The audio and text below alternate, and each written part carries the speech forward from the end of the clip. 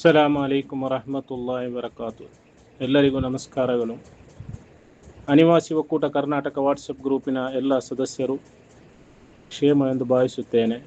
ಈಗ ನಡೆಯಲಿರುವ ನಮ್ಮ ಎರಡನೇ ಮೇಗಾ ಡಿಬೇಟ್ ಕಾರ್ಯಕ್ರಮದಲ್ಲಿ ಅನಿವಾಸಿಗಳಿಗೆ ಸರ್ಕಾರದ ಅನುದಾನ ಯಾಕಾಗಿ ಅಗತ್ಯ ಮತ್ತು ಸರ್ಕಾರದ ಸವಲತ್ತು ಪಡೆಯುವಲ್ಲಿ ನಮ್ಮ ಪಾತ್ರವೇನು ಎಂಬ ವಿಷಯಗಳ ಬಗ್ಗೆ ನಮ್ಮ ಜೊತೆ ಚರ್ಚೆ ನಡೆಸಲು ಜನಾಬ್ ಡಾಕ್ಟರ್ ಹಾಗೂ advocate P Abdul Hameed Padubidri sir ಅವರು ನಮ್ಮೊಂದಿಗಿದ್ದಾರೆ.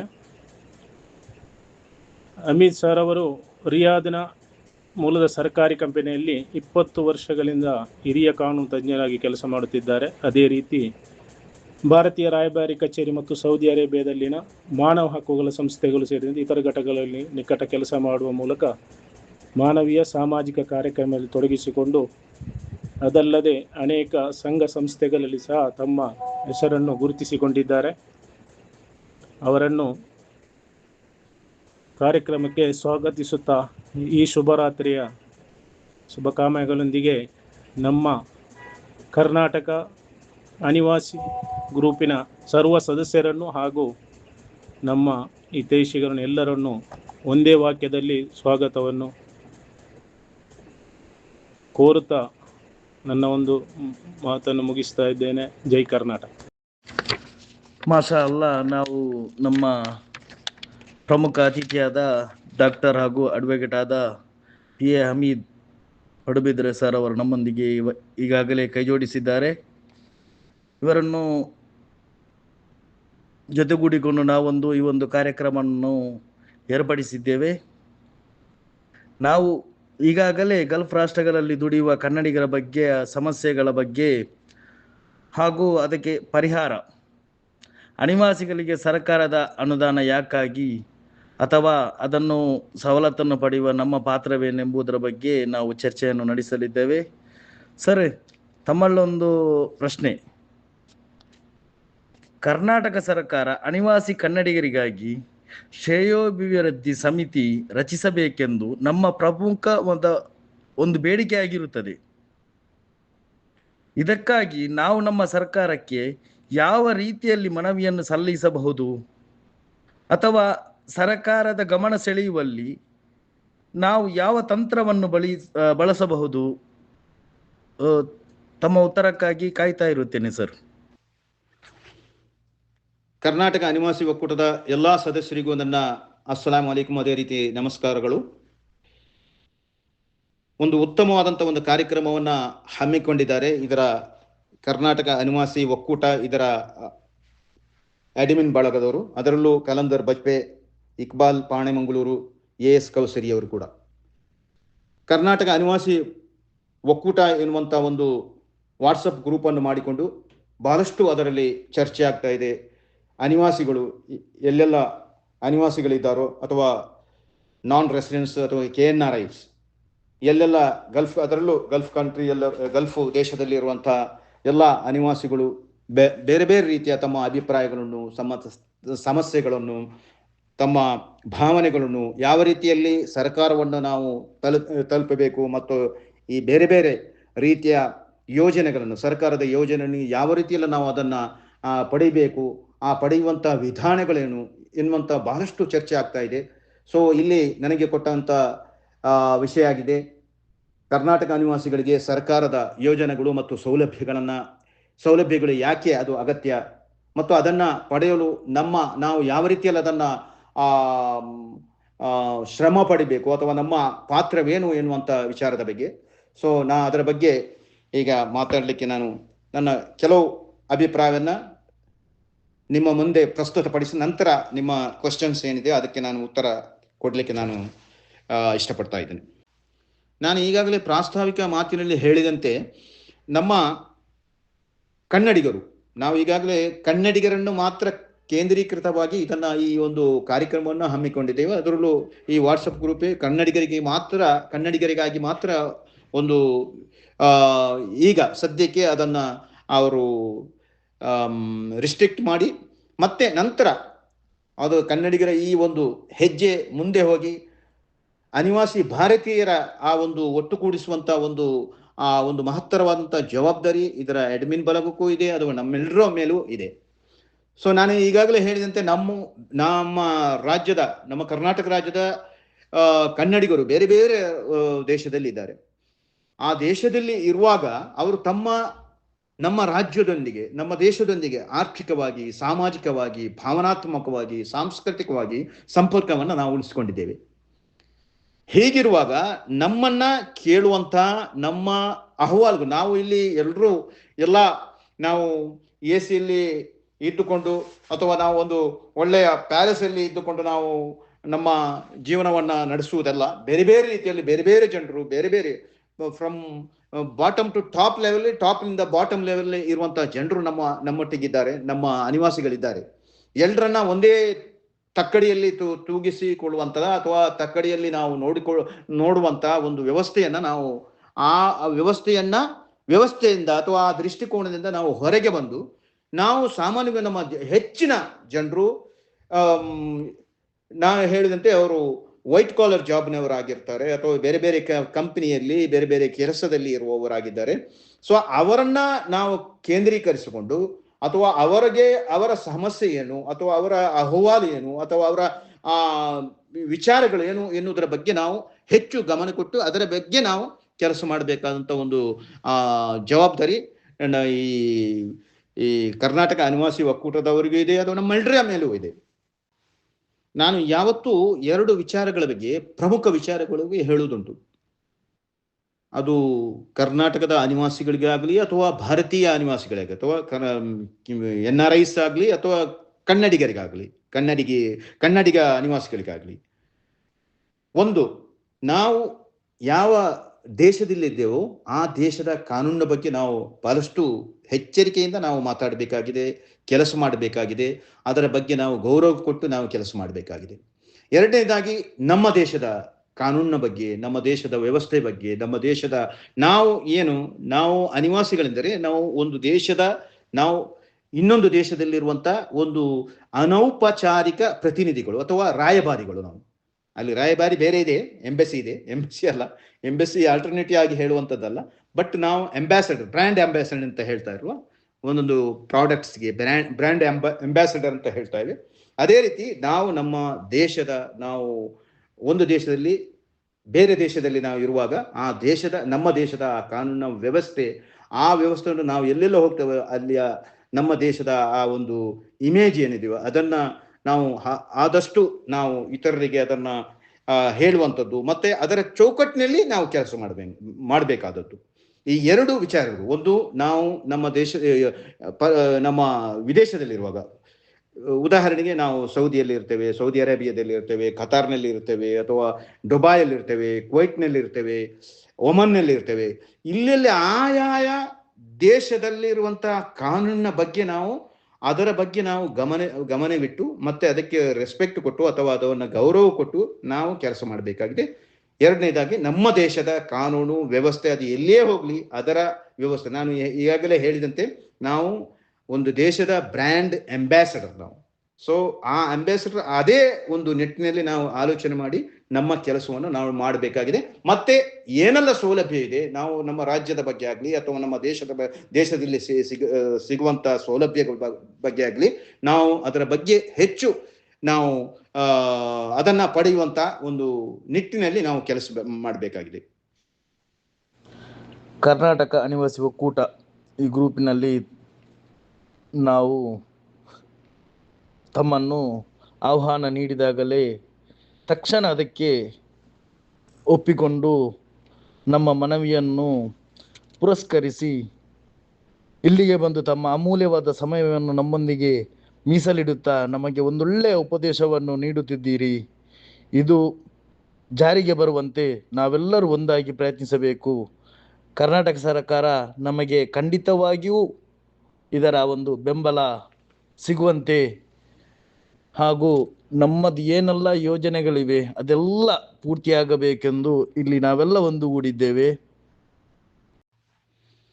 ಕರ್ನಾಟಕ ಅನಿವಾಸಿಗಳಿಗೆ ಸರ್ಕಾರದು ಕೇಂದ್ರ ಸರ್ಕಾರವಾಗಲಿ ರಾಜ್ಯ ಸರ್ಕಾರವಾಗಲಿ ಅಲ್ಲಿ ಸಿಗತಕ್ಕಂಥ ಯೋಜನೆಗಳು ಅಥವಾ ಸೌಲಭ್ಯಗಳು ಯಾಕೆ ಅಗತ್ಯ ಎನ್ನುವುದಕ್ಕಿಂತ ಯಾವೆಲ್ಲ ಸೌಲಭ್ಯಗಳು ಇವೆ ಎನ್ನುವುದರ ಬಗ್ಗೆ ನಮಗೆ ಅರಿವು ಬೇಕಾಗುತ್ತೆ. ಮತ್ತು ಅವುಗಳನ್ನು ಪಡೆಯುವುದರಲ್ಲಿ ನಾವು ನಮ್ಮನ್ನು ಎಷ್ಟು ಕಾರ್ಯಪ್ರವರ್ತರಾಗಿಸಿಕೊಂಡಿದ್ದೇವೆ ಎನ್ನುವುದರ ಬಗ್ಗೆ ಅದರ ಸಕ್ಸಸ್ ಇದೆ. ಹಲವಾರು ಯೋಜನೆಗಳಿವೆ, ಅದು ಆರೋಗ್ಯಕ್ಕೆ ಸಂಬಂಧಪಟ್ಟದ್ದಾಗಲಿ ಅಥವಾ ಶಿಕ್ಷಣಕ್ಕೆ ಸಂಬಂಧಪಟ್ಟದ್ದಾಗಲಿ ಅಥವಾ ನಾವು ಮುಂದಿನ ನಮ್ಮ ರಿಟೈರ್ಡ್ ಲೈಫಲ್ಲಿ ಅಥವಾ ಯಾವುದು ಅನಿವಾಸಿಗಳಿದ್ದಾರೆ ತಾವು ರಿಟೈರ್ಡ್ ಲೈಫಲ್ಲಿ ಅಥವಾ ಬೇರೆ ಕಾರಣದಿಂದ ನಾವು ವಿದೇಶಗಳನ್ನು ಬಿಟ್ಟು ನಾವು ನಮ್ಮ ರಾಜ್ಯದಲ್ಲಿ ಇರ್ತೇವೆ ಅಥವಾ ನಮ್ಮ ದೇಶದಲ್ಲಿ ಇರ್ತೇವೆ, ಆಗ ಯಾವುದೆಲ್ಲ ಕಾರ್ಯಕ್ರಮ ಇದೆ ಅಥವಾ ಯಾವುದೆಲ್ಲ ಸ್ಕೀಮ್ಸ್ ಎಲ್ಲ ಇದೆ ಅದರ ಬಗ್ಗೆ ನಮಗೆ ಅರಿವು ಬೇಕಾಗುತ್ತೆ. ಆ ಅರಿವು ಬೇಕಾದರೆ ಇಂತಹ ಕಾರ್ಯಕ್ರಮಗಳನ್ನು ನಾವು ನಮ್ಮನ್ನು ತೊಡಗಿಸಿಕೊಳ್ಬೇಕಾಗಿದೆ. ಮತ್ತೆ ಇಂಥ ಯಾವುದು ಹಲವಾರು ಸಂಘಟನೆ ಇದೆ, ಆ ಸಂಘಟನೆಗಳ ಜೊತೆಗೆ ನಾವು ಅವರೊಟ್ಟಿಗೆ ಸಂಪರ್ಕ ಬೆಳೆಸಿ ಚರ್ಚೆ ಮಾಡಿ ಇದರ ಬಗ್ಗೆ ಒಂದು ಸಂಘಟಿತವಾಗಿ ನಾವು ಒಂದು ಹೋರಾಟ ಮಾಡಬೇಕಾಗಿದೆ. ಫಾರ್ ಎಕ್ಸಾಂಪಲ್, ಇವತ್ತು ನಾವು ತುರ್ತು ಪರಿಸ್ಥಿತಿಯಲ್ಲಿ ಯಾವುದು ನಮ್ಮ ವಿದೇಶದಲ್ಲಿ ಇರುವಂತಹ ಸಂದರ್ಭದಲ್ಲಿ ಅದು ಆರೋಗ್ಯಕ್ಕೆ ಸಂಬಂಧಪಟ್ಟದಾಗಲಿ ಅಥವಾ ಬೇರೆ ಸೆಕ್ಯೂರಿಟಿಗೆ ಸಂಬಂಧಪಟ್ಟ ನಮ್ಮ ಸೇಫ್ಟಿಗೆ ಸಂಬಂಧಪಟ್ಟದಾಗಲಿ ಅಥವಾ ನಮ್ಮ ಉದ್ಯೋಗಕ್ಕೆ ಸಂಬಂಧಪಟ್ಟ ಬೇರೆ ಬೇರೆ ರೀತಿಯ ಅಗತ್ಯಗಳು ಬರ್ತದೆ. ಆಗ ನಾವು ಯಾರನ್ನು ಸಂಪರ್ಕಿಸಬೇಕು ಮತ್ತೆ ಯಾವ ರೀತಿಯಲ್ಲಿ ಆ ಪ್ರಯೋಜನವನ್ನು ಸಿಗಬೇಕಂತ ಸೌಲಭ್ಯಗಳು ಅಥವಾ ಆ ಒಂದು ಯೋಜನೆಗಳು ಏನೆಲ್ಲಿದೆ. ನಾವು ಫಾರ್ ಎಕ್ಸಾಂಪಲ್ ಎಂಬೆಸಿಯಲ್ಲಿ ನಮ್ಮ ಸಿಗುವಂಥದ್ದು ಸೌದಿ ಎಂಬೆಸಿ ಆಗಲಿ ಒಮನ್ ಎಂಬೆಸಿ ಆಗಲಿ, ಯಾವುದು ಇಂಡಿಯನ್ ಎಂಬೆಸಿಯಲ್ಲಿ ಇದು ಸೌದಿಯಲ್ಲಿರುವಂತಹ ನಮ್ಮ ಇಂಡಿಯನ್ ಎಂಬೆಸಿ ಆಗಲಿ ಅಥವಾ ಒಮನ್ನಲ್ಲಿರುವಂತಹ ನಮ್ಮ ಇಂಡಿಯನ್ ಎಂಬೆಸಿ ಆಗಲಿ ಅಥವಾ ಬೇರೆ ಬೇರೆ ರಾಜ್ಯದಲ್ಲಿ ಬೇರೆ ಬೇರೆ ದೇಶದಲ್ಲಿ ಇರುವಂತಹ ನಮ್ಮ ದೇಶದ ರಾಯಭಾರಿ ಕಚೇರಿಗಳಲ್ಲಿ ಸಿಗಬೇಕಾದಂಥ ಯಾವುದು ಸೌಲಭ್ಯಗಳಿದೆ ಅದರ ಬಗ್ಗೆ ನಾವು ಅರಿವು ಪಡೆದುಕೊಳ್ಬೇಕಾಗುತ್ತೆ. ಅದರ ಜೊತೆಗೆ ಅದರನ್ನ ನಾವು ಇಂಪ್ಲಿಮೆಂಟ್ ಮಾಡುವುದರಲ್ಲಿ ಅದನ್ನು ಕಾರ್ಯಗತಗೊಳಿಸುವಲ್ಲಿ ನಾವು ನಮ್ಮನ್ನು ಎಷ್ಟು ತೊಡಗಿಸಿಕೊಳ್ತೇವೆ, ಕಾರ್ಯಪ್ರವರ್ತರಾಗ್ತೇವೆ ಎನ್ನುವುದು ಕೂಡ ಇಲ್ಲಿ ಮುಖ್ಯವಾಗುತ್ತದೆ. ಕನ್ನಡಿಗರು ಬೇರೆ ಬೇರೆ ದೇಶಗಳಲ್ಲಿ ವಿದೇಶಗಳಲ್ಲಿ ಅದರಲ್ಲೂ ಗಲ್ಫ್ ದೇಶಗಳಲ್ಲಿ ನೆಲೆಸಿಕೊಂಡಿದ್ದಾರೆ. ಅವರ ಕುಟುಂಬದವರು ನಮ್ಮ ರಾಜ್ಯದಲ್ಲೇ ಕೆಲವರು ಹೆಚ್ಚಿನ ಕಾರಣಕ್ಕಾಗಿ ತಮ್ಮ ನಾಡಿನಲ್ಲಿ ಅವರು ನೆಲೆಸಿಕೊಂಡಿದ್ದಾರೆ. ಅವರ ಅಗತ್ಯಕ್ಕಾಗಿ ಅವರ ಯಾವುದು ರಿಕ್ವೈರ್ಮೆಂಟ್ಸ್ ನೀಡ್ಸ್ಗಾಗಿ ಇಲ್ಲಿ ಅನಿವಾಸಿ ಭಾರತೀಯರು ದುಡಿತಾ ಇರ್ತಾರೆ. ಕೆಲವರು ಹಗಲು ഇരുಳು ಎನ್ನದೆ ಅವರು ತಮ್ಮ ಉದ್ಯೋಗದಲ್ಲಿ ತೊಡಗಿಸಿಕೊಂಡಿದ್ದಾರೆ. ಅದು ಕೆಲವರು ಬಿಸ್ನೆಸ್ ಆಗಲಿ ಅಥವಾ ಕೆಲವರು ಎಂಪ್ಲಾಯ್ಮೆಂಟ್ ಆಗಲಿ ಅಥವಾ ಉದ್ಯೋಗದಲ್ಲಿ ಇರಲಿ, ಇದೆಲ್ಲ ಒಟ್ಟಿನಲ್ಲಿ ಅವರ ಆ ಒಂದು ಅಗತ್ಯ ಏನಿದೆಯೋ ಆ ಅಗತ್ಯಗಳನ್ನು ಪೂರೈಸಿಕೊಳ್ಳುವುದಕ್ಕಾಗಿ ಅವರು ತಮ್ಮನ್ನು ತಾವು ಬಹಳಷ್ಟು ಶ್ರಮಪಟ್ಟು ಅವರು ತಮ್ಮ ಕೆಲಸವನ್ನು ಮಾಡ್ತಾ ಇರ್ತಾರೆ ಗಲ್ಫ್ ರಾಜ್ಯಗಳಲ್ಲಿ. ಸೊ ಹೀಗಿರುವಾಗ ಅವರಿಗೆ ಸಿಗಬೇಕಾದಂಥ ಸೌಲಭ್ಯಗಳೇನು ಅಥವಾ ನಮಗೆ ಅಂದರೆ ಅನಿವಾಸಿ ಕನ್ನಡಿಗರಿಗೆ ಸಿಗಬೇಕಾದಂಥ ಸೌಲಭ್ಯಗಳೇನು ಎನ್ನುವುದರ ಬಗ್ಗೆ ನಾನು ಈಗಾಗಲೇ ಅದನ್ನು ವಿವರಿಸಿದ್ದೇನೆ. ಮತ್ತು ಆ ಹಕ್ಕುಗಳ ಸೌಲಭ್ಯದ ಜೊತೆಯಾಗಿ ನಾವು ನಮ್ಮ ಹಕ್ಕುಗಳ ಬಗ್ಗೆ ಅದರ ಅರಿವು ಹೊಂದಬೇಕಾಗಿದೆ ಮತ್ತು ಅದರ ಮಾಹಿತಿಯನ್ನು ಕೂಡ ನಾವು ಅದನ್ನು ಪಡೆದುಕೊಳ್ಬೇಕಾಗಿದೆ. ಆ ಹಕ್ಕಿನ ಜೊತೆಗೆ ನಮ್ಮ ಕರ್ತವ್ಯ ಏನು ಅದನ್ನು ಕೂಡ ನಾವು ಗಮನದಲ್ಲಿಟ್ಟುಕೊಳ್ಬೇಕಾಗುತ್ತೆ ಮತ್ತು ಅದರ ಅರಿವು ಕೂಡ ನಮ್ಮಲ್ಲಿ ಇರಬೇಕಾಗುತ್ತೆ. ನಮ್ಮ ಕರ್ತವ್ಯ ಮತ್ತು ನಮ್ಮ ಹಕ್ಕು ಮತ್ತು ಕರ್ತವ್ಯ ಅದು ಒಟ್ಟೊಟ್ಟಿಗೆ ಹೋದಾಗ ಮಾತ್ರ ನಮ್ಮ ಈ ಸೌಲಭ್ಯಗಳನ್ನ ಮತ್ತು ಸಿಗಬೇಕಾದಂಥ ಏನು ನಮ್ಮ ಹಕ್ಕುಗಳಿದೆ ಅದರ ಬಗ್ಗೆ ನಮಗೆ ಪಡೆದುಕೊಳ್ಳಲಿಕ್ಕೆ ಸಾಧ್ಯವಾಗುತ್ತೆ. ಕಲಂದರ್ ಅವರು ಒಂದು ಉತ್ತಮವಾದಂಥ ಪ್ರಶ್ನೆಯನ್ನು ಕೇಳಿದ್ದಾರೆ. ರಿಟೈರ್ಡ್ ಆಗಿ ಹೋಗುವ ಜಾಯಮಾನ ಬಂದರೆ ಅದು ಒಳ್ಳೆಯ ಒಂದು ಸಂಕೇತ ಅಂತ ಹೇಳ್ಬೋದು. ಅದಕ್ಕಿಂತ ಮುಂಚೆವಾಗಿ ಹೋಗುವಂಥ ಪರಿಸ್ಥಿತಿ ನಾವು ನೋಡ್ತಾ ಇದ್ದೇವೆ, ಕಣ್ಣ ಮುಂದೆ ಇದೆ, ನಮಗೆ ಉದಾಹರಣೆ ಇದೆ, ಹಲವಾರು ಉದಾಹರಣೆಗಳು ಇದ್ದಾವೆ. ಅದು ಯಾವುದು ಉದ್ಯೋಗಕ್ಕೆ ಸಂಬಂಧಪಟ್ಟದ್ದಾಗಲಿ, ಕಂಪನಿಯ ಸಮಸ್ಯೆ ಆಗಲಿ ಅಥವಾ ಕಾನೂನಿನ ತೊಡಕಿನಿಂದ ಉಂಟಾಗುವಂಥ ಸಮಸ್ಯೆ ಆಗಲಿ ಅಥವಾ ಕಾನೂನು ಪ್ರಕರಣದಲ್ಲಿ ಸಿಲುಕಿಕೊಂಡ ನಂತರ ಹೋಗಬೇಕಾದಂಥ ಪರಿಸ್ಥಿತಿಯಲ್ಲಿ ಅಲ್ಲಿ ಸಿಗಬೇಕಾದಂಥ ಅದು ಕೇಂದ್ರ ಸರ್ಕಾರದಾಗಲಿ ಅಥವಾ ರಾಜ್ಯ ಸರ್ಕಾರದಲ್ಲಿ ಸಿಗುವಂಥ ಸೌಲಭ್ಯಗಳು ಏನು ಇದರ ಬಗ್ಗೆ ಮಾಹಿತಿ ಕೊಡಿ ಅಂತ ಕಲಂದರ್ ಹೇಳಿದ್ದಾರೆ. ಅಲ್ಲಿ ಬೇಕಾದಷ್ಟು ನಾನು ಈಗಾಗಲೇ ಹೇಳಿದಂತೆ ನಮಗೆ ಮಾಹಿತಿಯ ಕೊರತೆ ಇದೆ. ನಾವು ಯಾವ ರೀತಿಯಲ್ಲಿ ನಾವು ಸೇವೆ ಆ ಒಂದು ಸ್ಕೀಮ್ಸ್ಗಳನ್ನು ನಾವು ಅದನ್ನು ಪಡೆದುಕೊಳ್ಬೇಕಾಗತ್ತೆ. ಮತ್ತು ಆ ಸ್ಕೀಮ್ಸ್ಗಳನ್ನು ಆ ಸ್ಕೀಮ್ಸ್ಗಳನ್ನು ನಾವು ಪಡೆಯುವುದರಲ್ಲಿ ಎಷ್ಟು ನಾವು ಅದನ್ನು ಅರಿವು ಹೊಂದಿದ್ದೇವೆ, ಅದನ್ನು ಯಾವ ಚಾನೆಲನ್ನು ನಾವು ಹೋಗಬೇಕು, ಮತ್ತು ನಾವು ಅದಕ್ಕೆ ಒದಗಿಸಬೇಕಂತ ಯಾವುದು ಡಾಕ್ಯುಮೆಂಟ್ಸ್ ಏನಿದೆಯೋ ಅಥವಾ ಯಾವುದು ದಾಖಲೆ ಏನಿದೆಯೋ ಅದು ಯಾವುದು, ಇದರೆಲ್ಲ ಬಗ್ಗೆ ನಾವು ನಾವು ಹೊಂದ್ಕೊಳ್ಬೇಕಾಗಿತ್ತು. ಅರಿವನ್ನು ನಾವು ಹೊಂದಬೇಕಾಗುತ್ತೆ. ಅದು ಸರ್ಕಾರದ ಯೋಜನೆಗಳು ಹಲವಾರು ಇದೆ. ಉದಾಹರಣೆಗೆ ಸಣ್ಣ ಕೈಗಾರಿಕಾ ವ್ಯವಸ್ಥೆಗೆ ಯಾವುದು ವ್ಯವಹಾರಕ್ಕೆ ಬೇಕಾಗಿ ಅಥವಾ ವ್ಯಾಪಾರಕ್ಕೆ ಬೇಕಾಗಿ ಅಥವಾ ಇವಾಗ ಕೈಗಾರಿಕೆಗೆ ಬೇಕಾಗಿ ಅಥವಾ ಡೊಮೆಸ್ಟಿಕ್ ಇಂಡಸ್ಟ್ರೀಸ್ ಅಂತ ಹೇಳ್ತಾರೆ, ಗೃಹ ಕೈಗಾರಿಕೆಗೆ ಬೇಕಾಗಿ ಅಥವಾ ಏನಾದರೂ ಸರ್ವಿಸ್ ಓರಿಯೆಂಟೆಡ್ ಏನಾದರೂ ಮಾಡಬೇಕಾದ್ರೆ, ಇನ್ನು ನೀವು ಶಾಪ್ ಮಾಡುವಂಥ ಏನಾದರೂ ಯೋಚನೆ ಇದ್ದರೆ ಅದಕ್ಕೆ ಬೇಕಾಗಿ ಯಾವುದು ಸಹಾಯಧನವನ್ನು ಪಡೆಯುವಂಥ ಒಂದು ವ್ಯವಸ್ಥೆ ನಮ್ಮ ರಾಜ್ಯ ಸರ್ಕಾರದಲ್ಲಿದೆ. ಅದು ಬೇರೆ ಬೇರೆ ರೀತಿಯಲ್ಲಿ ಆಗಿರ್ಬೋದು. ಕೆಲವೊಂದು ಯಾವುದು ಬ್ಯಾಂಕಿನ ಜೊತೆಗೆ ಸಹಮತದೊಂದಿಗೆ ಆ ಸಹಾಯಧನ ಪಡೆಯಬೇಕಾದಂಥ ಒಂದು ವ್ಯವಸ್ಥೆ ಇದೆ. ಇನ್ನೊಂದು ಕೆಲವು ಡೈರೆಕ್ಟ್ ಆಗಿ, ಫಾರ್ ಎಕ್ಸಾಂಪಲು ಈಗ ಮೈನಾರಿಟಿ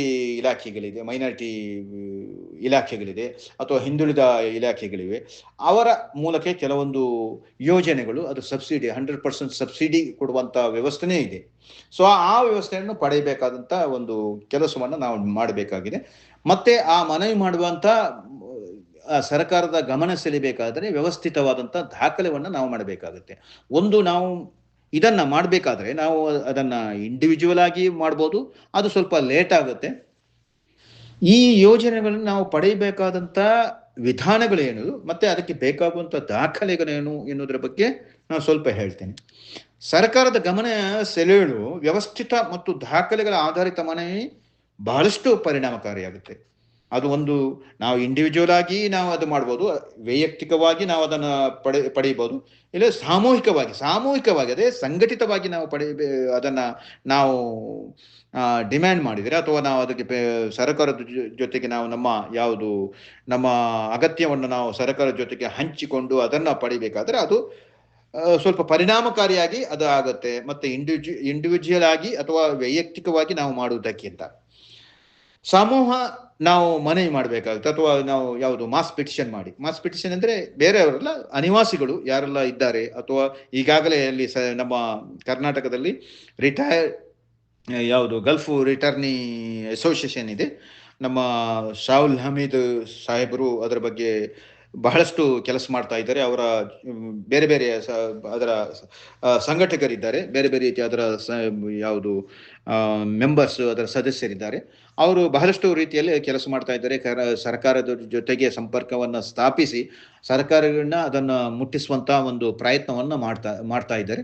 ಅದರ ಜೊತೆಗೆ ನಾವು ಇಲ್ಲಿ ಇರುವವರು ಅಲ್ಲಿ ಇರುವವರು ಒಟ್ಟಿಗೆ ಸೇರಿ ಆ ಒಂದು ಸಂಪರ್ಕವನ್ನ ಆ ಒಂದು ಚರ್ಚೆಯನ್ನು ಮಾಡಿ ಅದನ್ನು ಮಾಡಿದರೆ ಅದು ಹೆಚ್ಚು ಪರಿಣಾಮಕಾರಿ ಆಗುತ್ತದೆ ಎನ್ನುವಂಥದ್ದು ನನ್ನ ನಂಬಿಕೆ.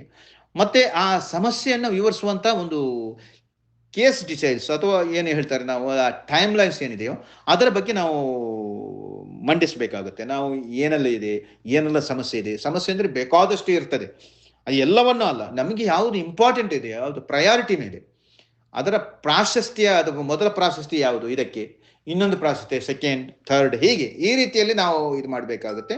ಸೊ ಆ ರೀತಿಯಲ್ಲಿ ನಾವು ಮಾಡಿದಾಗ ಖಂಡಿತವಾಗಿ ಅದನ್ನು ಪಡೀಲಿಕ್ಕೆ ಸಾಧ್ಯವಾಗ್ತದೆ ಎನ್ನುವಂಥದ್ದು. ಇನ್ನು ನಾವು ಇಂಡಿವಿಜುವಲ್ ಆಗಿ ಮಾಡಬೇಕಾದ್ರೆ ಇಲ್ಲಿ ನಾವು ಯೋಜನೆಗಳನ್ನು ಪಡೆಯುವಂಥದ್ದು, ಸರ್ಕಾರದ ಈ ಸೌಲಭ್ಯಗಳನ್ನು ಪಡೆಯುವಂಥದ್ದು, ಮತ್ತೆ ನಮ್ಮ ಸಮಸ್ಯೆಯನ್ನು ಅಂದರೆ ಕನ್ನಡಿಗರ ಸಮಸ್ಯೆಯನ್ನು, ಕನ್ನಡಿಗ ಅನಿವಾಸಿಗರ ಆ ಸಮಸ್ಯೆಗಳನ್ನು ನಾವು ಸರ್ಕಾರಕ್ಕೆ ಮಂಡಿಸಬೇಕಾದ್ರೆ ಕೆಲವೊಂದು ರೂಪುರೇಷೆಗಳನ್ನು ನಾವು ಮಾಡಬೇಕಾಗುತ್ತೆ. ಸ್ವಲ್ಪ ನಾವು ಹೋಮ್ ವರ್ಕ್ ಮಾಡಬೇಕಾಗತ್ತೆ. ಮತ್ತೆ ಆ ಯೋಜನೆಗಳನ್ನು ಪಡೆಯುವಂತ ಬಗ್ಗೆ ಅದರ ನಾವು ಏನೆಲ್ಲ ಬೇಕಾಗುತ್ತೆ, ಅದು ಪ್ರಾಜೆಕ್ಟ್ ರಿಪೋರ್ಟ್ ಆಗಿರ್ಬೋದು ಅಥವಾ ನೀವು ಸಣ್ಣ ಮಟ್ಟದಲ್ಲಿ ಅದರ ಡಿಟೇಲ್ಸ್ ಏನಿದೆ, ಇನ್ಫಾರ್ಮೇಶನ್. ಪ್ರಾಜೆಕ್ಟ್ ಅಂದ್ರೆ ಅಲ್ಲಿ ಚಾರ್ಟರ್ಡ್ ಅಕೌಂಟ್ CA ಗೆ ಹೋಗಿ ಅಲ್ಲಿ ಮಾಡುವಂಥದ್ದಲ್ಲ, ನಿಮಗೆ ಬೇಕಾದಂತ ಇದರ ಮಾಹಿತಿ ಇಷ್ಟು ಇದೆ, ಇದರ ಮಾಹಿತಿ, ಇದೊಂದು ಯೋಜನೆ, ಇದರಲ್ಲಿ ಇಷ್ಟು ಪ್ರಾಫಿಟ್ ಇದೆ, ಇಷ್ಟು ನಮಗೆ ಲಾಭ ಬರುತ್ತದೆ, ಇಷ್ಟು ನಮಗೆ ಉಳಿತಾಯ ಮಾಡಲಿಕ್ಕೆ ಆಗ್ತದೆ, ಅದರ ಜೊತೆಗೆ ನಾವು ಸರ್ಕಾರದ ಒಂದು ಆರ್ಥಿಕ ವ್ಯವಸ್ಥೆಗೆ ನಾವು ಸಹಾಯ ಮಾಡಬಹುದು ಎನ್ನುವಂಥ ವಿವರಗಳು. ಅದೇ ರೀತಿ ಸಮಸ್ಯೆಯನ್ನು ಮಾಡುತ್ತೆ, ಅದು ಕೇಸ್ ಡೀಟೇಲ್ಸ್ ಆಗಲಿ ಅಥವಾ ಟೈಮ್ ಲೈನ್ಸ್ ಆಗಲಿ, ಇದರ ಬಗ್ಗೆ ನಾವು ಮಂಡಿಸಬೇಕಾದಂಥ ಒಂದು ಅಭಿಪ್ರಾಯ. ಅದೇ ರೀತಿ ನಾವು ಇಂಡಿವಿಜುವಲ್ ಆಗಿ ಅಥವಾ ವೈಯಕ್ತಿಕವಾಗಿ ನಾವು ಮಾಡಬೇಕಾದ್ರೆ ಪಾಸ್ಪೋರ್ಟ್, ನಮ್ಮ ಯಾವುದು ಹಳೆ ನಮ್ಮ ಏನಿದೆ ಅದು ಆಯಾಯ ಯಾವುದು ಅಲ್ಲಿಯ ID ಕಾರ್ಡ್ ಅಥವಾ ನಾವು ಇಲ್ಲಿ ಇಕಾಮ್ ಅಂತ ಹೇಳ್ತೇವೆ, ಇಕಾಮ್ ಆಗಲಿ ಅಥವಾ ನಮ್ಮ ವೀಸಾದು ಅದರ ಕಾಪಿ, ಪಾಸ್ಪೋರ್ಟ್ ಕಾಪಿ, ಬೇರೆ ಬೇರೆ ರೀತಿಯ ದಾಖಲೆ ಇದ್ದರೆ ಸಪೋರ್ಟಿಂಗ್ ನಿಮ್ಮ ಕೆಲಸಕ್ಕೆ ಅಥವಾ ನಿಮ್ಮ ಆ ಒಂದು NRI, ನೀವು NRI ಎನ್ನುವುದಕ್ಕೆ ಬೇಕಾದಂಥ ಏನೆಲ್ಲ ದಾಖಲೆ ಇದೆ ಅದನ್ನು ನೀವು ಒದಗಿಸಿಕೊಡುವಂಥದ್ದು.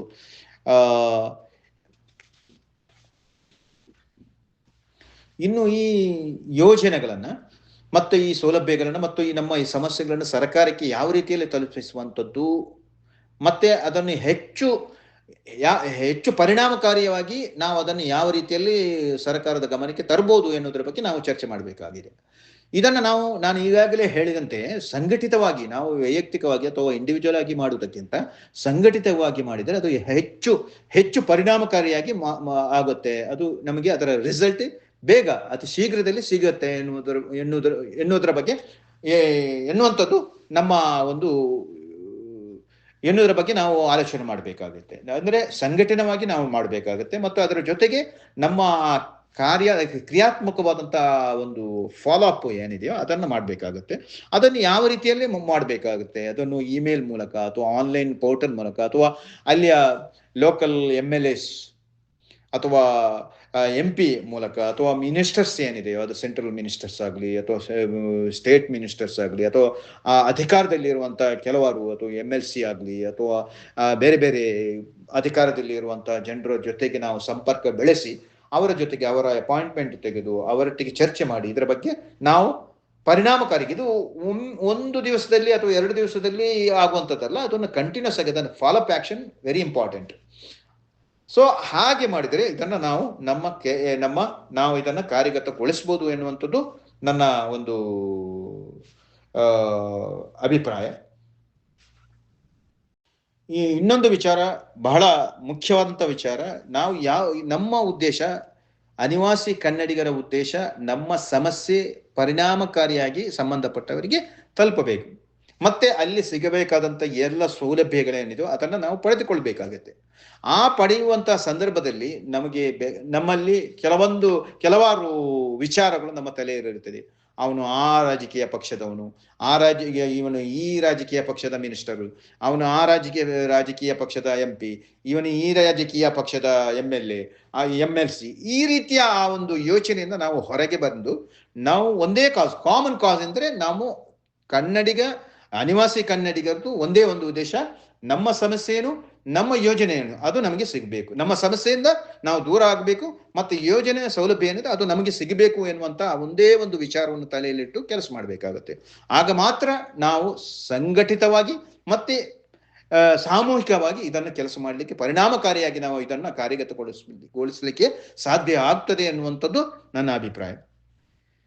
ಇಲ್ಲಿ ಭಾರತೀಯ ಕಚೇರಿ ಯಾವುದು, ರಾಯಭಾರಿ ಕಚೇರಿ ಅಥವಾ ಇಂಡಿಯನ್ ಎಂಬಸಿ ಅಥವಾ CJI ಅಂದರೆ ಕೌನ್ಸಿಲರ್ ಜನರಲ್ ಆಫ್ ಇಂಡಿಯಾ, ಈಗ ಸೌದಿಯಲ್ಲಿ ಜೆದ್ದಾದಲ್ಲಿ ಇದೆ CJI ಅಂತ, ಇಲ್ಲಿ ರಿಯಾದಲ್ಲಿ ಇಂಡಿಯನ್ ಎಂಬಸಿ ಇದೆ, ಅದೇ ದುಬೈಯಲ್ಲಿ ಇಂಡಿಯನ್ ಎಂಬಸಿ ಇದೆ, ಅಬುದಾಬಿಯಲ್ಲಿ ಇಂಡಿಯನ್ ಎಂಬಸಿ ಇದೆ, ದುಬೈಯಲ್ಲಿ CJI ಇದೆ. ಅದೇ ಆಯಾ ಕೆಲವೊಂದು ಇದರಲ್ಲಿ ಎಂಬಸಿ ಮಾತ್ರ ಇದೆ, ಕೆಲವೊಂದು ದೊಡ್ಡದಾಗಿರುವಂಥ ದೇಶಗಳಲ್ಲಿ ಅಂದರೆ ಸೌದಿ ಅರೇಬಿಯಾ ಅಂತ ದೊಡ್ಡದಾದಂಥ ದೇಶಗಳಲ್ಲಿ 2 ಇದೆ, ಎಂಬಸಿ ಇದೆ ಅಂದರೆ ಮತ್ತೆ ಇದು CJI ಇದೆ.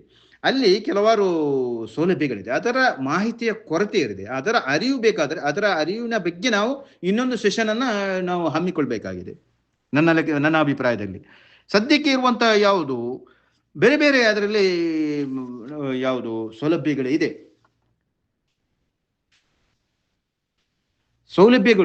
ಯಾವುದು ರಾಯಭಾರಿ ಕಚೇರಿಯಲ್ಲಿ ಅಥವಾ ಎಂಬಸಿಯಲ್ಲಿ ಪಡೆಯುವಂಥ ಸೌಲಭ್ಯಗಳು 2 ಕ್ಯಾಟಗರೈಸ್ ಮಾಡ್ಬೋದು. ಒಂದು ಜನರಲ್, ಇನ್ನೊಂದು ಸ್ಪೆಷಲ್. ಜನರಲ್ ಆಗಿ ಹೇಳುವಂಥದ್ದಾಗಿ ನಾವು ಪಾಸ್ಪೋರ್ಟು ಮಾಡುವಂಥದ್ದು, ಪಾಸ್ಪೋರ್ಟ್ ಸಿಗುವಂಥದ್ದು ಅಥವಾ ಪಾಸ್ಪೋರ್ಟ್ಗೆ ನಾವು ಅಪ್ಲೈ ಮಾಡುವಂಥದ್ದು, ಅದು ಸಿಗುವಂಥದ್ದು, ಅದರ ರಿನ್ಯೂವಲ್ ಮಾಡುವಂಥದ್ದು. ಮತ್ತೆ ನಾವು ಏನಾದರೂ ನಮಗೆ ಪಾಸ್ಪೋರ್ಟು ನಮ್ಮಿಂದ ಕದ್ದು ಹೋದರೆ ಅಥವಾ ನಮ್ಮಿಂದ ಲಾಸ್ ಆದರೆ ಅದಕ್ಕಾಗಿ ಅಪ್ಲೈ ಮಾಡಿ ಅದನ್ನು ಸಿಗುವಂಥದ್ದು. ಮತ್ತೆ ಬರ್ತ್ ಆ್ಯಂಡ್ ಡೆತ್ ಸರ್ಟಿಫಿಕೇಟು, ಮತ್ತೆ ಯಾವುದು ಡಾಕ್ಯುಮೆಂಟೇಶನ್ ಲೈಕ್ ಯಾವುದು power of attorney, educational document, ಇದಕ್ಕೆಲ್ಲ ಅಟೆಸ್ಟೇಷನ್ ಆಗುವಂಥದ್ದು, ಇದೆಲ್ಲ ಸಾಮಾನ್ಯ ಕ್ಯಾಟಗರಿಯಲ್ಲಿ ಬರುವಂಥದ್ದು. ಇನ್ನು ಸ್ಪೆಷಲ್ ಸಂದರ್ಭದಲ್ಲಿ ಸಿಗುವಂಥ ಸೌಲಭ್ಯ ಏನೆಂದರೆ ಎಮರ್ಜೆನ್ಸಿ ಸರ್ಟಿಫಿಕೇಟ್ ಅಥವಾ ವೈಟ್ ಪಾಸ್ಪೋರ್ಟ್ ಅಂತ ಹೇಳ್ತಾರೆ, ಅದು ಆ ರೀತಿ ಅದು ಸಿಗುವಂಥದ್ದು. ಮತ್ತು ಇನ್ನು ಆಕ್ಸಿಡೆಂಟಲ್ ಕೇಸ್ ಆದರೆ, ಇಲ್ಲದ್ರೆ ರೋಗ ಪೀಡಿತರಾದರೆ, ಕೆಲಸದಲ್ಲಿರುವಾಗ ರೋಗ ಪೀಡಿತರಾಗಿ ಅಥವಾ ಅವರಿಗೆ ಯಾರು ಗತಿ ಅಂದರೆ ಅವರ ಸ್ಪಾನ್ಸರ್ಸ್ ಅವರಿಗೆ ಕೈ ಬಿಟ್ಟರೆ ಅಥವಾ ಆಕ್ಸಿಡೆಂಟಲ್ ಕೇಸ್ ಆಗಿ ಆ ಆಕ್ಸಿಡೆಂಟಲ್ನ ಅದನ್ನು ಫೆಸಿಲಿಟೇಟ್ ಮಾಡುವಂಥದ್ದು, ಅದರ ಕೇಸನ್ನು ಫಾಲೋಅಪ್ ಮಾಡಿ ಸಂಬಂಧಪಟ್ಟ ಯಾವುದು ಅಧಿಕಾರಿಗಳೊಂದಿಗೆ, ಇಲ್ಲಿಯ ಲೋಕಲ್ ಅಧಿಕಾರಿಗಳೊಂದಿಗೆ, ಅದು ಇನ್ಸೂರೆನ್ಸ್ ಕಂಪನಿಯೊಟ್ಟಿಗೆ ಅಥವಾ ಇಲ್ಲಿ ಅಂದರೆ ಕೆಲವೊಂದು ಅಧಿಕಾರವನ್ನು ಅಥವಾ ಕೆಲವೊಂದು ಕೇಸ್ಗಳನ್ನು ಅವರು ಇಲ್ಲಿ ಔಟ್ ಸೋರ್ಸ್ಗೆ ಲಾ ಫರ್ಮ್ಗೆ ಅವ್ರು ಕೊಟ್ಟಿದ್ದಾರೆ, ಅದು ಎಸ್ಪೆಷಲಿ ಆಕ್ಸಿಡೆಂಟ್ ಮುಂತಾದ ಕೇಸ್ಗಳನ್ನು. ಸೊ ಅವರ ಜೊತೆಗೆ ಸಂಪರ್ಕ ಸಾಧಿಸುವಂಥ ಕೆಲಸವನ್ನು ಮಾಡ್ತಾರೆ ಯಾವುದು ಎಂಬೆಸಿ. ಅದಕ್ಕೆ ನಾವು ಅವರನ್ನು ಸಂಪರ್ಕಿಸಬೇಕಾಗುತ್ತೆ. ಅಂಥ ವ್ಯವಸ್ಥೆ, ಅಂಥ ನೆರವು ನಮಗೆ ಸಿಗುತ್ತೆ. ಅದೇ ಇನ್ನು ಜೈಲಿನಲ್ಲಿ ಯಾರಾದರೂ ಜೈಲಿನಲ್ಲಿದ್ದರೆ ಅವರಿಗೆ ಅದರ ಜೈಲಿನಲ್ಲಿರುವಂತಹ ಕೇಸಿನ ಏನು ತೀವ್ರತೆ ಏನಿದೆ ಅದರ ಮೇಲೆ ಅದರ ಬಗ್ಗೆ ಅವರು ಕೈಗೊಳ್ತಾರೆ, ಅದರ ಬಗ್ಗೆ ಅವರು ಕಾರ್ಯಪ್ರವೃತ್ತರಾಗ್ತಾರೆ. ಅದರ ಬೇಕಾಗಿ ಅವರಿಗೆ ನಾವು ಅದನ್ನು ಒತ್ತಡ ಹಾಕಬೇಕು, ಅದನ್ನು ಫಾಲೋಅಪ್ ಮಾಡಬೇಕು. ಒಮ್ಮೆ ಹೇಳಿ ಅವ್ರಿಗೆ ಬೇಕಾದಷ್ಟು ಅವರಿಗೆ ಕೆಲಸ, ಇಂಥ ಕೇಸಸ್ ಅಥವಾ ಇಂಥ ಪ್ರಕರಣಗಳು ಅವ್ರಿಗೆ ಬರ್ತಾ ಇರ್ತದೆ. ಸೊ ಹಾಗಾಗಿ ಅವರನ್ನು ಫಾಲೋಅಪ್ ಮಾಡಿ ನಾವು ಅದರ ಬಗ್ಗೆ ನಾವು ಕೆಲಸ ಮಾಡಬೇಕಾಗುತ್ತೆ. ಅದೇ ರೀತಿ ಇನ್ನು ಇಲ್ಲಿ ವಿದೇಶದಲ್ಲಿ ಅಥವಾ ಗಲ್ಫ್ ರಾಷ್ಟ್ರದಲ್ಲಿ ಮರಣಗೊಂಡ್ರೆ, ಅಂದರೆ ಅವರ ಕಂಪನಿ ಆಗಲಿ ಅಥವಾ ಸ್ಪಾನ್ಸರ್ ಆಗಲಿ ಬಿಟ್ಟಿದ್ದಾರೆ. ಹೆಚ್ಚಿನದಲ್ಲ ನಾವು ಸ್ಪಾನ್ಸರ್ ಯಾವುದು ಇಂಡಿವಿಜುವಲ್ ಸ್ಪಾನ್ಸರ್ ಒಟ್ಟಿಗೆ ಇರುವಂಥವರು ಜಾಸ್ತಿಯಾಗಿ, ಅಂದರೆ ಬೇರೆ ಬೇರೆ ರೀತಿಯಲ್ಲಿ ಕೆಲಸ ಮಾಡುವವರು. ಸೊ ಅವರದ್ದು ಏನಾಗುತ್ತೆ, ಅವರು ಮರಣಗೊಂಡ್ರೆ ಅಥವಾ ಏನಾದರೂ ಅಪಘಾತವಾದರೆ, ಏನಾದರೂ ಕಾನೂನು ರೀತಿಯಲ್ಲಿ ಪ್ರಕರಣದಲ್ಲಿ ಸಿಲುಕಿದ್ರೆ ಅವರು ಕೈ ಬಿಡ್ತಾರೆ. ಸೊ ಅಂಥವರಿಗೆ ಸಹಾಯ ಮಾಡುವಂಥ ಒಂದು ವ್ಯವಸ್ಥೆ ನಮ್ಮ ಎಂಬೆಸಿಯಲ್ಲಿದೆ.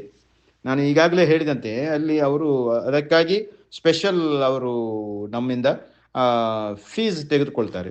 ಅದು 10 ರಿಂದ 15 ರಿಯಾಲ್ವರೆಗೆ ತೆಗೆದುಕೊಳ್ತಾರೆ.